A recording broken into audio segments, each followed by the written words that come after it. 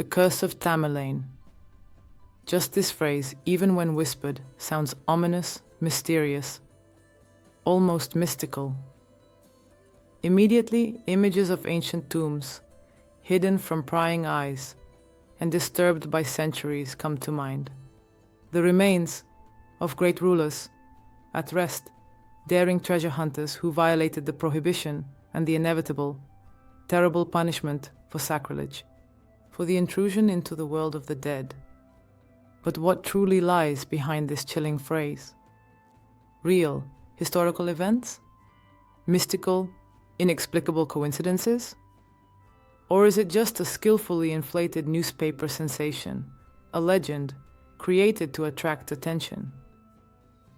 Today, we will try to unravel this complex and ambiguous story, full of mysteries, tragedy, and losses, and possibly genuine mysticism. We will try to separate fact from fiction, examine the evidence for and against, analyze different viewpoints, and attempt to understand whether the curse of the great conqueror, Timur the Terrible, truly exists, or if it is merely a series of fateful coincidences to which people inclined towards mysticism have attributed a supernatural meaning. Get ready. We are embarking on an exciting and possibly slightly dangerous journey, following the traces of one of the most famous and imagination-stirring historical legends. A legend that still sparks debates and makes us ponder the limits of our understanding of the world. Tamerlane, also known as Timur or Timur the Lame due to a leg injury, is undoubtedly one of the most vivid, controversial, and certainly most significant figures in world history. He lived in the distant 14th century, during the medieval era, and managed to create a vast and powerful empire that stretched from the borders of India and Persia to the Middle East, Asia Minor, and the southern steppes of Russia. His military campaigns, characterized by incredible, sometimes extreme cruelty, were accompanied by mass killings, the destruction of cities, and the annihilation of entire peoples. Yet surprisingly, Tamerlane was not only a ruthless conqueror, but also a patron of the arts, sciences, and crafts. He built magnificent cities, majestic mosques, libraries, observatories, and attracted the best scholars, artists, and poets to his court, and architects of his time. After Tamerlane's death in 1405, during his campaign to China, his body was carefully embalmed, anointed with perfumes, dressed in luxurious garments, and buried in a specially constructed mausoleum, Gur-e-Amir, in Samarkand, the city he made the capital of his empire. The Gur-e-Amir mausoleum itself is a true masterpiece of Central Asian architecture, striking in its magnificence and elegance. And this is where, in fact, the story shrouded in mysticism and secrets begins, the story of Tamerlane's curse. According to a legend widely spread not only in Central Asia but far beyond its borders, on Tamerlane's tombstone, made from a solid piece of jade, there was an enigmatic inscription, a dire warning addressed to all those who dare to disturb his eternal rest. There are various versions of this inscription, different translations and interpretations, but the essence boils down to one warning about the terrible, inevitable consequences for anyone who dares to desecrate the tomb. In one of the most common versions, the inscription reads, "When I rise from the dead, the world will tremble." In another version, cited by some researchers, the inscription sounds even more ominous. "Anyone who disturbs my peace in this life, or in the next, will be subjected to countless sufferings and will die a terrible death." For many centuries, up until the 20th century, this inscription, this warning was considered merely a legend, beautiful, but without any real basis, simply a part of local folklore. No one dared to disturb the remains of the great conqueror, fearing not so much the mystical curse as the wrath of his descendants and religious fanatics. However, in the 20th century, during the era of the triumph of science and atheism in the Soviet Union, there were those who decided to challenge the ancient legend.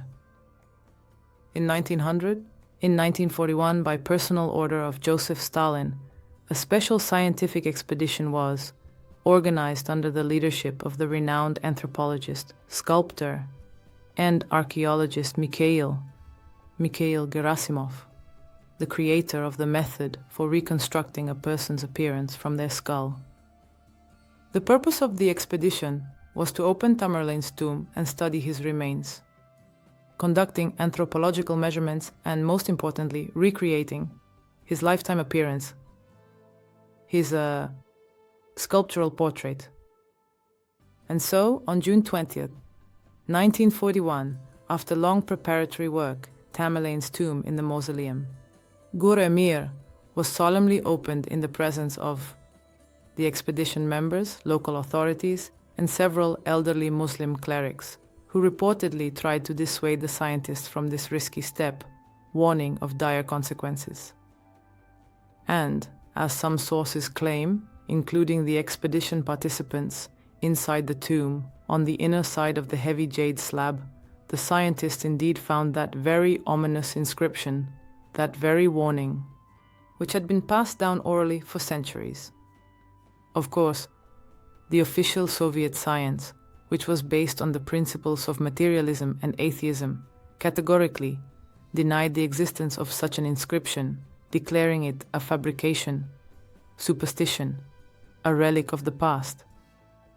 But rumors about this inscription, about this curse, persistently circulated and continue to circulate to this day, passed down from generation to generation. And then something happened that many, very many people, not only in the Soviet Union but also around the world, consider irrefutable proof of reality, the curse of Tamerlane and its mystical power. On June 22, 1941, just 2 days after the tomb of the Great Conqueror was opened, Nazi Germany, treacherously violating the Non-Aggression Pact, attacked the Soviet Union. The Great Patriotic War began, one of the bloodiest, most terrifying, and most destructive wars in human history, claiming the lives of millions of people and bringing immeasurable suffering and grief. Coincidence? Of course, from the standpoint of logic, from the standpoint of common sense, this can be considered just a tragic, fatal coincidence. But you must admit, it is too ominous, too symbolic. This coincidence. On June 20th, the tomb is opened, and on the 22nd, the war begins. It is too much like the fulfillment of an ancient prophecy. Skeptics, of course, will immediately object. Germany had been preparing for war for a long time. The plans for the attack were developed long before the tomb was opened, and the date of June 22nd was chosen by the Hitler command based on purely military strategic considerations. This is undoubtedly true, and no one disputes it. But supporters of the theory of Tamerlane's curse, those who believe in a mystical connection between these events, point to others. No less strange and tragic coincidences, a series of inexplicable events, which, in their opinion, are directly connected to the disturbed remains of the great conqueror, with his anger, with his revenge. They recall the severe, catastrophic defeats of the Red Army in the first months of the war, the millions of Soviet soldiers who died and were captured, the horrifying blockades of Leningrad and other cities, about the atrocities committed by the Nazis in the occupied territories. All of this, according to the supporters of the curse theory, was a consequence of Tamerlane's wrath, his punishment for the desecration of his tomb. And only after Tamerlane's remains were reburied with honors, following all necessary Muslim rites, in November 1942, did the course of the war, as the theory's supporters claim, begin to miraculously change. Shortly after the reburial, the Battle of Stalingrad occurred, one of the largest and most decisive battles of World War II, which became a turning point, not only in the Great Patriotic War, but in the entire Second World War. Among other victims of Tamerlane's curse, besides the millions who died in the war, is named Mikhail Gerasimov himself, the leader of that very 1941 expedition, the person who directly oversaw the opening of the tomb and the study of the remains. He died in 1970, and although his death was quite natural due to old age and illness, supporters of the curse theory still associate it with the disturbed remains, believing that Tamerlane's curse caught up with him almost 30 years later. Other, less well-known, but no less tragic cases are mentioned, where people somehow connected with the 1941 expedition to study Tamerlane's remains died under mysterious and unexplained circumstances. Or they faced serious life problems, illnesses, misfortunes, and losses. Of course, all this evidence, all these testimonies can be explained from the perspective of rational thinking, from the standpoint of science and logic and common sense. The beginning of the Great Patriotic War was due to a whole complex of complicated political, economic, and ideological reasons. And linking it to the opening of the tomb of a medieval conqueror is, to say the least, not serious. The death of Mikhail Gerasimov at the age of 63 was quite natural for that time, and looking for a mystical background here is, to say the least, strange. As for the tragic events in the lives of other people, somehow connected with the expedition, this is, unfortunately, an inevitable part of life, and they do not always have some mystical or supernatural cause. But, on the other hand, it cannot be denied that this whole story with Tamerlane's curse is truly astonishing, an almost incredible, remarkable coincidence of circumstances. There are just too many coincidences, too many tragic events associated with the same name, the same place, the same action of opening the tomb. And even if you don't believe in mysticism, in supernatural forces, in the curse, you can't help but ponder about how fragile, how thin the line is between reality and legend, between fact and fiction, how easily history becomes encrusted with myths, with rumors, with conjectures, and how difficult it sometimes is to separate truth from lies, reality from fantasy.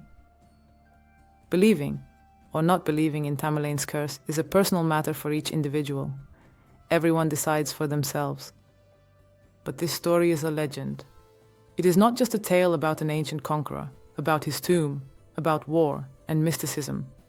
It is, above all, a reminder that human history is full of mysteries, secrets, unanswered questions, that the past, even the very distant past, can have an invisible but possibly quite real influence on the present, and that even the greatest, most powerful, most renowned people like Tamerlane are not masters over time, over fate, over the laws of the universe.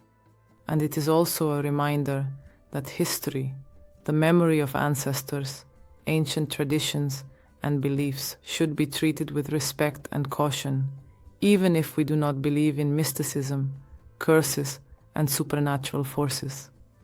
After all, as the saying goes, God protects those who protect themselves. Thank you for joining us on this fascinating and slightly eerie journey, the legends of Tamerlane's curse. Together with you, we examine the facts and speculations, evidence, for and against, various perspectives and interpretations, but the final conclusion, as always, is up to you, our viewers. If you enjoyed this video, if you learned something new, if you pondered eternal questions about life, death, fate, and mysticism, don't forget to like, leave your comment, and share your thoughts and impressions. Share your versions, whether you believe in Tamerlane's curse or consider it merely a series of tragic, yet coincidental events. And of course, subscribe to our channel so you don't miss new investigations, new journeys into the world of mysteries and historical enigmas, new discoveries and hypotheses. Share this video with friends, discuss, and debate. After all, as it is known, truth is born in debate, and truth, as it is known, is always somewhere nearby. Until next time.